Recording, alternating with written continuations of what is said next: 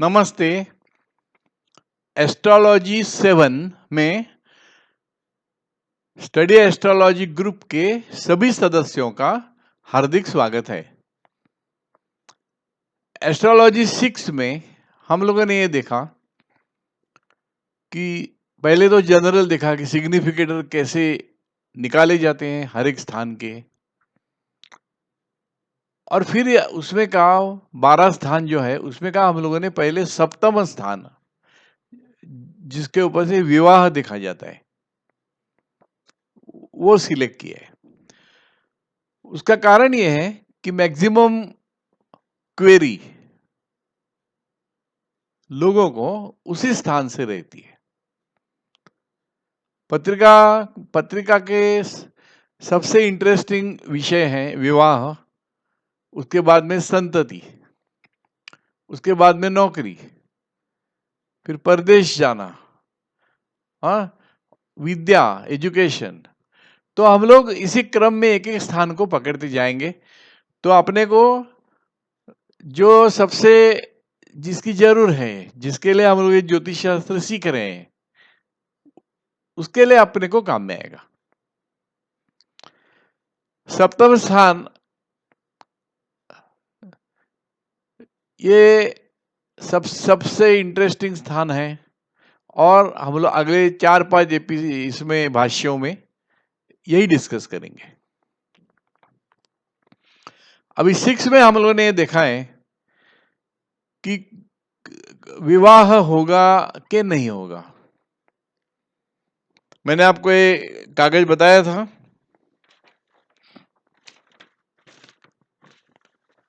जिसमें हर एक स्थान विवाह, उसके आगे 7, 2, 11 लिखा है। तो 7 ये विवाह का मुख्य स्थान है, 2 और 11 ये सपोर्टिंग स्थान है, और उसको विरोध करने वाले स्थान जो है वो 7 का व्यय स्थान 6, 2 का व्यय स्थान 1, 11 का व्यय स्थान 10 और 8 और 12। 6, 1, 10, 12, 8 ये विरोधी स्थान है। तो हम लोग को क्या देखना है कि 7 ये जो मुख्य स्थान है उसका सब, अभी पत्रिका आपको बताएगी, पत्रिका कोई भी पत्रिका होगी तो सप्तम स्थान का सब क्या है, 9 ग्रहों में से एक होगा। तो ये ग्रह और अपने सिग्निफिकेटर निकाले हैं। वो ग्रह अगर समझो मंगल है, बुध है, गुरु है, जो भी है, तो वो कौन से स्थानों का सिग्निफिकेटर है, ये चार्ट आपके पास तैयार है, पहले वो आपको करना है। और फिर इनमें से मुख्य स्थानों का वो सिग्निफिकेटर अगर है 7, 2, 11 का अगर है तो विवाह अवश्य हो जाएगा। विरोधी स्थान का भी है, दोनों का हो सकता है। विरोध का भी है तो विवाह में थोड़ा तकलीफ है। और अपने को बलवान मालूम है, आपने बल सोचा है सिग्निफिकेटर सबसे पावरफुल कौन सा है, अकॉर्डिंगली तो अगर बलवान सिग्निफिकेटर सपोर्टिंग स्थानों का है, 7, 2, 11 का है, और वीक सिग्निफिकेटर विरोधी स्थानों का है, तो विवाह में जास्ती तकलीफ नहीं होगा, विवाह के पहले और बाद में भी। लेकिन अगर विरोधी स्थान में पावरफुल सिग्निफिकेटर है, जो सब है उसका पावरफुल, वो जो सब है वो जिस स्थानों का सिग्निफिकेटर है वो अगर सबसे पावरफुल, अगर यानी समझो मंगल है, तो मंगल जिस नक्षत्र में है वो नक्षत्र का स्वामी सबसे पावरफुल है, तो वो अगर विरोधी स्थान में है और कोई वीक सिग्निफिकेटर 7, 2, 11 में है तो शादी हो जाएगी, लेकिन शादी के बाद तकलीफ, जिसे मैरिज ब्लिस ब्लिस बोलते हैं, शादी का आनंद वो नहीं रहेगा, प्रॉब्लम रहेंगे, झगड़े रहेंगे, डिफरेंस ऑफ ओपिनियन रहेंगे, हरकत रहेगी, डाइवोर्स आगे आगे की बात है। लेकिन मैरिड लाइफ में अनबन रहेगी, वाइफ वाइफ चली जाएगी मायके, वापिस आएगी, ये सब होता रहेगा। तो आपको इससे अंदाज आ जाएगा कि ये शादी का आगे क्या अंजाम होने वाला है। और अगर 7 जिस स्थानों का सिग्निफिकेटर है उनमें 3 भी है, 3 एक कोर्ट कचहरी का स्थान है, तो डाइवोर्स हो जाएगा। अगर विरोधी का भी है और 3 का भी है तो एक दिन डाइवोर्स हो जाएगा। तो इस तरह अपने को अंदाज आता है कि विवाह का क्या अंजाम होने वाला है। अभी ये जो आगे का एक किताब मैं आपको बता के रखता हूं, ये नोट्स है, स्टडी ऑफ कृष्णमूर्ति पद्धति एस्ट्रोलॉजी, ये मैंने निकाले हुए अंग्रेजी के नोट्स हैं। आप अगर मुझे ईमेल करेंगे आपका एड्रेस, तो मैं ये आपको ईमेल कर दूंगा। आप या तो उसका प्रिंट निकालो, हाँ, या तो कंप्यूटर पे ही देख लो इसमें क्या लिखा है। तो इसमें ऐसे लिखे, पहला अभी, will I get married, when will I get married, how will be my spouse, और ऐसे सारे सवाल जो मैरिज से रिलेटेड है उसका हल यहां दिया है, और हम लोग वही एक एक के बाद देखने वाले हैं। तो पहला सवाल तो है विल आई गेट मैरिड, आपने देख लिया। इफ सब of 7th house is the significator of 2, 7, 11 इन जन्म कुंडली, अभी हम लोग जन्म कुंडली ही डिस्कस कर रहे हैं। इसके आगे और एक कुंडली बनती है जिसे बोलते हैं प्रश्न कुंडली। अभी ये प्रश्न कुंडली क्या है हम लोग आगे देखेंगे, लेकिन जन्म कुंडली का काम ये करती है। समझ लो किसी के पास उसका जन्म का दिन नहीं है, टाइम नहीं है, करेक्ट टाइम नहीं है, तो क्या करेंगे? तो उसके लिए प्रश्न कुंडली बनाई जाती है। वो आदमी से प्रश्न लिया जाता है आपके शादी के संबंध, अगर आपके पास वो आया होगा तो शादी के संबंधी आपको क्या क्या क्वेश्चन है, 1, 2, 3, 4, ये मेरे मेन क्वेश्चन है। शादी होगी क्या, कभी होगी, बीवी कैसी रहेगी, वो नौकरी करने वाली होगी क्या, हाँ, वो दूर की रहेगी क्या, पास की रहेगी, हाँ, मुझसे झगड़ेगी क्या, ये जो सब सवाल है उसको बोलने का लिखो। और फिर उसके पास से एक नंबर लिया जाता है। नंबर, कौन सा नंबर? जो 1 से 249 में हो।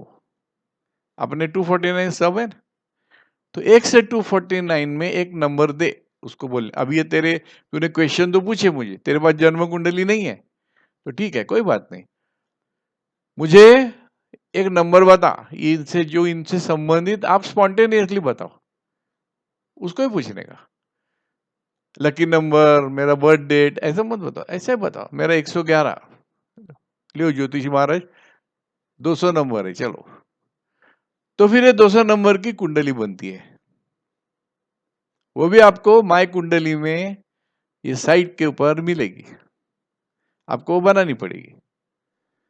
और वो कुंडली भी इसी तरह रहती है, उसमें भी लाहिरी रहेगी, केपी की ये पत्रिका रहेगी, वो टाइम की, जिस टाइम, अभी उसने नंबर तो दिया 200, और आपको जब आप स्टडी करने बैठेंगे वो टाइम की, वो जगह की, समझो पुणे में आप 4 दिन के बाद बैठे, उसी टाइम करना मांगता है ऐसा नहीं है। आपको जब सहूलियत हो जाएगी, आप 2-4 दिन के बाद बैठो कि आज ये तारीख है, अभी का ये टाइम है और ये नंबर है, बस ये तीनों डालो, कुंडली आ जाएगी बाहर। और वो कुंडली यही जन्म कुंडली का काम करेगी। तो या तो जन्म कुंडली या प्रश्न कुंडली आपको बताएगी, दोनों बताएगी, आपको दोनों कुंडली वही बताएगी, जो जन्म कुंडली बताती है वो वही बताएगी। अगर, लेकिन अगर जन्म कुंडली नहीं हो, आप जन्म का तारीख ही नहीं है, तो फिर प्रश्न कुंडली का इस्तेमाल किया जाता है। दूसरा ऐसा होता है कि कभी कभी जन्म कुंडली गलत होती है, जन्म का टाइम आप बोलते हो 9:25 है, एक्चुअली वो 9:15 रहता है, हो सकता है। सभी की पत्रिका में ये गड़बड़ है, तब क्या करें? उसके दो तरीके हैं। एक तो यह है कि वो जन्म कुंडली को करेक्ट किया जाता है। वो कैसे किया जाता है हम लोग देखेंगे। केपी में ही ये मेथड अवेलेबल है जन्म कुंडली को करेक्ट करने का। जन्म का टाइम अगर वो आधे घंटे के अंदर है, अगर वो कोई आके बोलेगा कि बाबा पक्का मालूम नहीं है लेकिन 9 के आगे पीछे आधे घंटे में मेरा जन्म है, इतना पक्का है, तो ठीक है, इतना काफी हो गया। तो उसके ऊपर से पहले जन्म कुंडली बना के उसे करेक्ट किया जाता है और बोलते हैं भाई तेरा एग्जैक्ट टाइम 9:15 है, ध्यान में रख, रिकॉर्ड करके रख, तेरा जन्म ये टाइम में हुआ है। ये सुविधा सिर्फ केपी में है और किसी में भी नहीं है। तो जन्म कुंडली से आप अगर देखते हो तो पहले वो करेक्ट करो। करेक्ट 99% वो गलत होगी, टाइम गलत होगा, और वो करेक्ट करके वो करेक्टेड टाइम जो आएगा वो टाइम की पत्रिका बनाओ, वो आपको सही उत्तर देगी। मैं बोला ये तारीख को ये जगह में 9 से 9:30 के बीच में मेरा जन्म हुआ है, तो वो exact time our minute second में आपको सिर्फ केपी बताएगी। तो कैसे करनी है हम लोग उसके लिए एक दिन डिस्कस करेंगे। लेकिन समझ लो आपने वो करेक्ट किया, और अगर वो करेक्ट आपको नहीं करना है तो उससे प्रश्न ले लो, और वो कुंडली भी जन्म कुंडली का काम देगी, लेकिन सिर्फ वो प्रश्न के लिए। जन प्रश्न कुंडली सिर्फ प्रश्न को लिमिटेड रहती है, विवाह के बारे में वो बताएगी। वो कुंडली से आप नौकरी नहीं देख पाओगे। तो इस तरह जन्म कुंडली या तो प्रश्न कुंडली, अभी आज मैंने आपको प्रश्न कुंडली इंट्रोड्यूस किया है, हम लोग वो भी देखेंगे किस तरह बनती है। और प्रश्न कुंडली एक्यूरेट रहती है क्योंकि वो टाइम आपके हाथ में है। आप जब बैठोगे आपको करेक्ट टाइम मालूम है, वो टाइम की आप पत्रिका बनाओगे, तो उसमें गलती होने का कोई संभव नहीं है। इसलिए प्रश्न कुंडली हमेशा करेक्ट उत्तर बताती है। जन्म कुंडली में आपको डाउट हो तो एक नंबर लेके प्रश्न कुंडली बनाओ, वो कभी गलत नहीं होगी। तो ये प्रश्न कुंडली कैसे बनाने की है, बहुत आसान है, एक दिन हम लोग वो डिस्कस करेंगे। तो जन्म कुंडली या वो विवाह की प्रश्न कुंडली, दो में से एक या दोनों लेके आप स्टडी करो। तो पहले उसका सप्तम का सब अगर 7-2-11 का सिग्निफिकेटर है, कैसा भी वीक होना दो, ताकतवान, वीक, कैसा भी होना, लेकिन है तो आज शादी हो जाएगी। और अगर विरोधी भाव में बलवान है सिग्निफिकेटर, तो शादी में तकलीफ होगी। और विरोधी भाव में वीक है तो शादी में कोई प्रॉब्लम नहीं आएगा, शादी आराम से चलेगी। अभी ये मेरा किताब आपको यही स्टेप बाय स्टेप सब देगा। आप मुझे ईमेल कीजिए, हम लोग यहाँ डिस्कस करने वाले हैं। अगर ये तो आपके पास रहेगा एस्ट्रोलॉजी, ये तो रिकॉर्ड है, तो या तो आप कभी भी ये सुन सकते हो, या आपका नोटबुक लेके आप नोट निकाल सकते हो, या ईमेल लेके ये किताब मंगा सकते हो। ये अंग्रेजी में है और ये सारे 12 स्थानों का इसमें डिस्कशन है। हम लोग अभी विवाह सप्तम स्थान इसमें देख रहे हैं। तो विल आई गेट मैरिड, पहला सवाल। When will I get married? अगर आपने बोला हाँ शादी तो है भैया, तो कभी होगा, तो ये हम लोग देखने वाले हैं। अभी सिर्फ मैरिज होता है वो देखते रहते हैं, और एक्चुअली देखना कभी, वो कैसे देखने का, तो आपके पास आपकी जो पत्रिका है उसमें विंशोत्तरी दशा है। विंशोत्तरी दशा जन्म से 120 साल, हर एक दिन आपको किस ग्रह की दशा है किस ग्रह की महादशा, अंतरदशा और विदशा है, ये बताएगी। उसके आगे क्या लगता है? टाइम, काल निर्णय, इसको काल निर्णय बोलते हैं कि शादी कभी होगी। शादी क्या, नौकरी कभी मिलेगी, बच्चा कभी होगा। तो ये जो काल निर्णय है, काल का निर्णय, वो आपको करने के लिए 3 चीज की जरूर होती है। एक तो विंशोत्तरी दशा, दूसरी रूलिंग प्लैनेट, ये एक इंपॉर्टेंट चीज है जो हम लोगों ने अभी तक डिस्कस नहीं किया है, और गोचर भ्रमण, सूर्य का गोचर भ्रमण। ये 3 चीज आपको एग्जैक्ट दिन तक बताएगी कि ये दिन तेरी शादी होने वाली है। केपी में ये सुविधा है कि दिन तक आप बोल सकते हो, ये दिन तुझे बच्चा हो जाएगा। इसलिए केपी बहुत इंटरेस्टिंग और आसान है। और ये सब वो एक कागज बताएगा, जो कागज एक आपके हाथ में है वो ये सब बताएगा। और जवाब कागज में है, आपको कुछ तकलीफ, खुद को तकलीफ नहीं देनी है, कागज सब बताता है। और कैसे बताता है वो हम लोग देख रहे हैं। तो when will I get married, विश्वोत्तरी दशा, नाउ, तो ये हम लोग बाद में देखेंगे। How will be my spouse, curiosity रहती है ना, मेरी बीवी या मेरा हस्बैंड कैसा रहेगा। तो क्या क्या बता सकती है केपी? केपी ये बता सकती है कि, और वो कैसे हम लोग अभी देख रहे हैं कि ये जो सप्तम का जो सब है, मंगल है, गुरु है, तो आपके पास जो चार्ट है उसमें किसी न किसी स्थान का लॉर्ड होता है। इमेजिन दैट ये जो सप्तम का सब है आपकी कुंडली में, किसी कुंडली में, ये चतुर्थ स्थान का लॉर्ड है। कैसे मालूम पड़ता है? ये देखो, ये जो केपी पत्रिका है, इसमें हर एक ग्रह के सामने राशि लिखा है।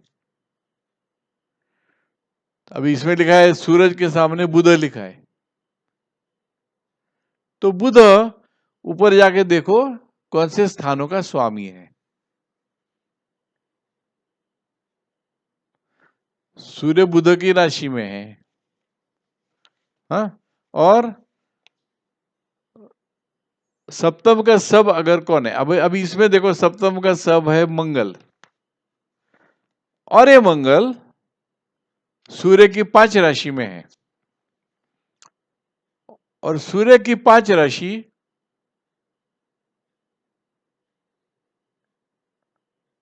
8 स्थान में, 8 स्थान का लॉर्ड है। तो ये स्थान बताएगा कि तेरी बीवी कहां से आएगी। हर एक स्थान, अभी देखो प्रथम स्थान लगन है, अपने पास है। द्वितीय स्थान कुटुंब है, तो तेरी बीवी जो है किसी फैमिली की पहचान की रहेगी। तृतीय स्थान कॉरेस्पॉन्डेंस का है, तो तेरी बीवी कॉरेस्पॉन्डेंस से मिलेगी, वधूवर से ढूंढने का केंद्र में मिलेगी। अगर चतुर्थ है, तो चतुर्थ यानी आपका घर है, तो आपके घर के बाजू में रहेगी। पंचम है तो दूर की रहेगी। 6, 7, 8, हर एक स्थान को बीवी के बारे में या हस्बैंड के बारे में जो फाइंडिंग है वो इस किताब में आपको मिलेगा। अगर चतुर्थ का दशम का है, कोई कोई कोई ग्रह 2 का भी हो सकता है ना, चतुर्थ का है, दशम का है, हाँ, तो चतुर्थ आपका घर में गांव का ही रहेगा। दशम का है, तो दशम क्या बताता है? नौकरी की जगह। तो तेरी बीवी या तेरा हस्बैंड नौकरी के जगह में ही कहीं ना कहीं रहेगा, नौकरी से संबंधित रहेगा।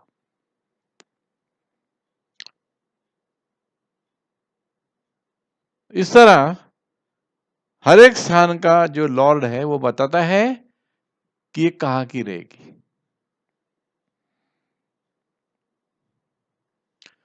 अभी अगला क्वेश्चन आता है, ये क्वेश्चन ओरिएंटेड किताब है।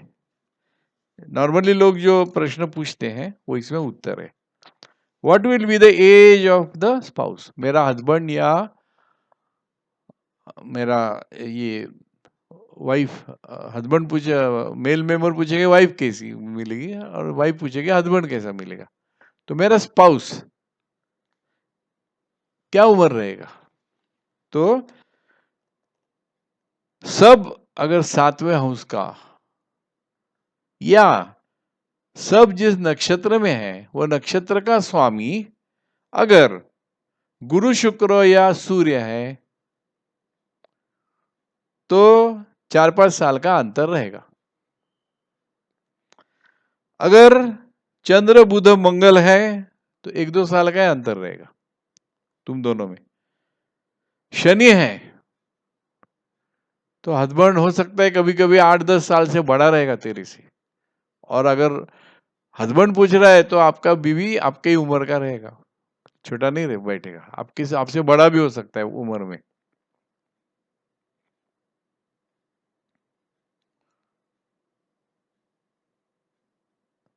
और अगर राहु केतु है, सब अगर राहु केतु है तो pair will be not matching to each other, अनुरूप नहीं रहेगी।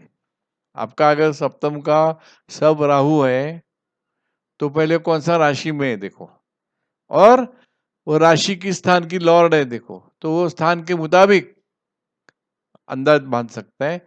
और राहु केतु के होने से विजोड़ अनुरूप नहीं रहेगी। आप अगर खूबसूरत हो तो वो खूबसूरत नहीं रहेगी, आप बहुत बड़े विद्वान हो तो वो अनपढ़ रहेगी, इस तरह। अभी अगला क्वेश्चन है, मैरिज में मुझे ब्लिस यानी आनंद मिलेगा क्या? तो मैंने आपको ऑलरेडी बताया है, विरोधी भाव देखो। विरोधी भाव देखो। अभी लड़का पूछेगा मेरे को शादी में डाउरी मिलेगा क्या? अभी डाउरी लेना कायदेशीर नहीं है, लेकिन फिर भी पत्रिका बताती है तेरे को डाउरी मिलेगा क्या। तो वो कैसा? अगर 8 स्थान का, पत्रिका में 8 स्थान देखो। 8 स्थान क्या है? सप्तम का धन स्थान है, बीवी का धन स्थान। तो वो स्थान का सब 6 और 11 से कनेक्टेड है। 6 क्या है? दूसरे से फायदा।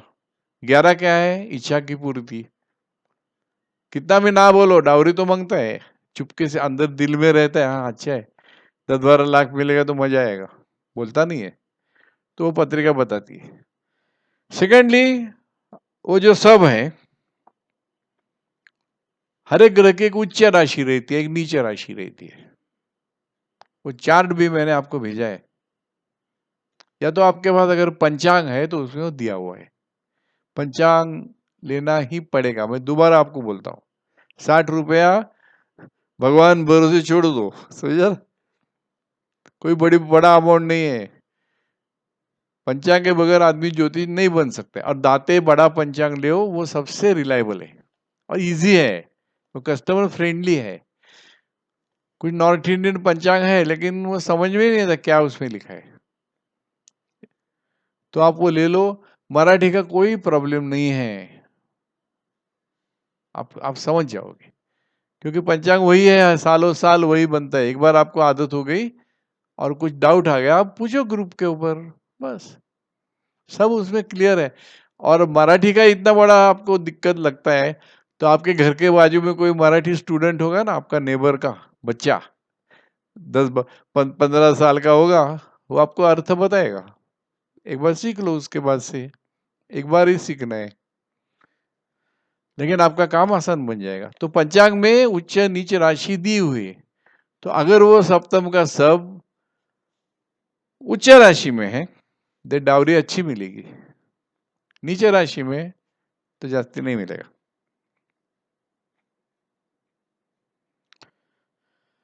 अभी विषुवतरी दशा जो है, शादी के टाइम जो दशा रहेगी आपकी, आप टाइम निकालोगे ना कभी शादी होगी, तो वो जिस महादशा में आपकी शादी होने वाली है, वो महादशा का स्वामी अगर 4, 8, 12 का सिग्निफिकेटर है, तो आपकी बीवी, आपका हस्बैंड नौकरी में रहेगा या कमाता रहेगा, पैसा कमाने वाला रहेगा। Will there be divorce? अगर ये कोई पूछता नहीं है तो पूछता कोई नहीं है, लेकिन पत्रिका बता दी है। 7 का सब अगर विरोधी स्थानों का हो, 6, 8, 12 विवाह के विरोधी स्थानों का हो, हाँ, और फिर 3 का भी सिग्निफिकेटर हो, तो भैया समझ लो गड़बड़ है, डाइवोर्स हो जाएगा।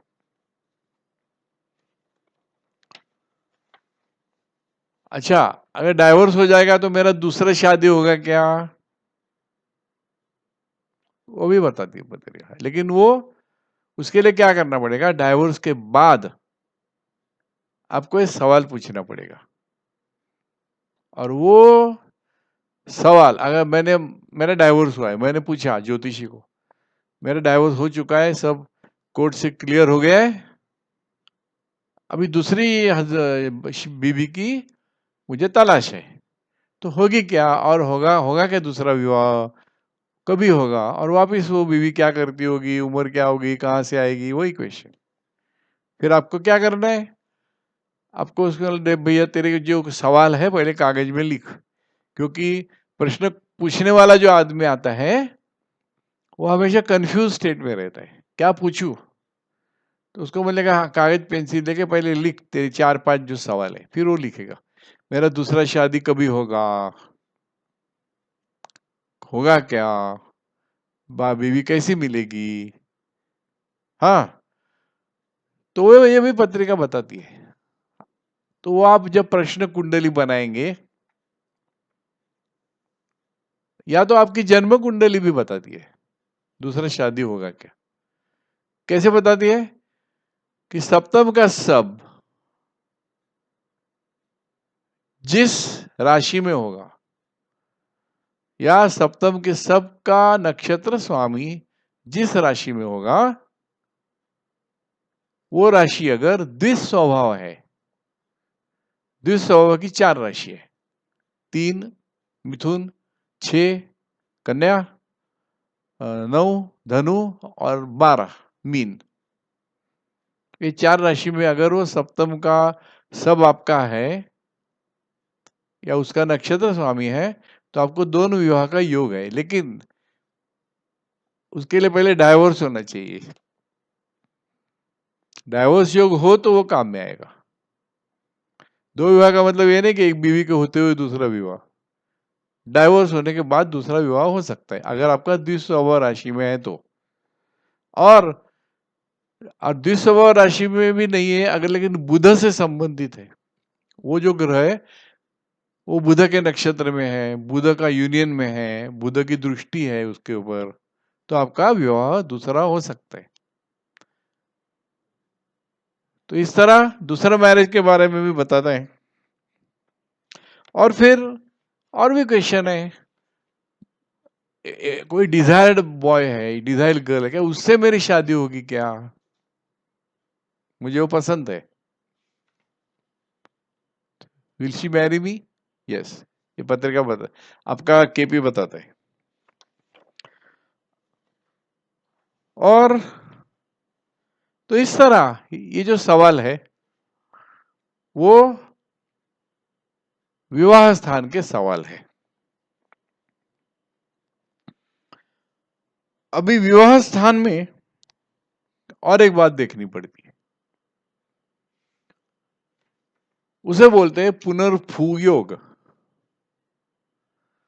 तो शनि और चंद्र में अगर जन्म कुंडली में कुछ कनेक्शन है, कुछ भी कनेक्शन है, शनि की दृष्टि में चंद्र है, शनि चंद्र की युति है, शनि चंद्र के नक्षत्र में है, शनि चंद्र की राशि में है, चंद्र शनि के नक्षत्र में है, हाँ, इस तरह कुछ भी कनेक्शन दोनों में अगर जन्म कुंडली में हो तो उसे बोलते हैं पुनर्भू योग। किसी किसी को जन्मतः 7.5 रहती है, शनि और चंद्र यूनियन में रहते हैं, उसको बोलते हैं जन्मतः 7.5। तो इस तरह अगर आपके पत्रिका में पुनर्भू योग है तो विवाह जमाने में बहुत दिक्कतें आती है। अगर किसी का कोई ढूंढ रहा है लड़की और उसी कुंडली में शनि की दृष्टि चंद्र पर है या शनि चंद्र, तो उसको पूछना गड़बड़ हो रही, कितना शादी हो रही, कहते नहीं बैठक हो रही है लेकिन कुछ जमता नहीं है, ऐसा जवाब मिलेगा आपको। और कोई कोई ऐसे रहते हैं कि जिनको आज झटमंगनी पट शादी, ऐसा भी एक किस्से है। आज देखा, कल शादी पसंद, 8 दिन में ये हो गया एंगेजमेंट, 1 महीने में रजिस्टर नोटिस देके शादी करके चले गए हनीमून को। कितने हैं ऐसे। लेकिन ये शनि चंद्र का जिसमें कनेक्शन है उसको ये सुख नहीं मिलता है। 1-1, 2-2 साल लग जाते हैं शादी तय होने में। शादी होती है अगर सप्तम का सब अगर वो है तो शादी हो जाएगी, लेकिन पुनर्भू योग अगर है तो तकलीफ होगी, टाइम पर नहीं होगी। तो ये सब जो है ये आपको उसके लिए ये किताब की जरूरत पड़ेगी। आप मुझे आपका ईमेल भेजो, बहुत लोगों ने ईमेल भेजा है, मैंने भेजा भी है उनको, कंप्यूटर पे रहेगा, आपको प्रिंट भी निकालना नहीं पड़ेगा, कंप्यूटर पे खोल के देख लो, एक पन्ना ही तो देखने का है। तो इस तरह हम लोगों ने देखा कि जन्म कुंडली से विवाह किस तरह हम लोग देख सकते हैं।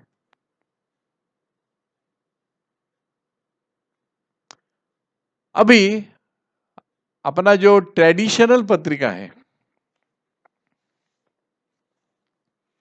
उसमें भी कुछ यूजफुल बातें हैं जो मैं आपको बताता हूं।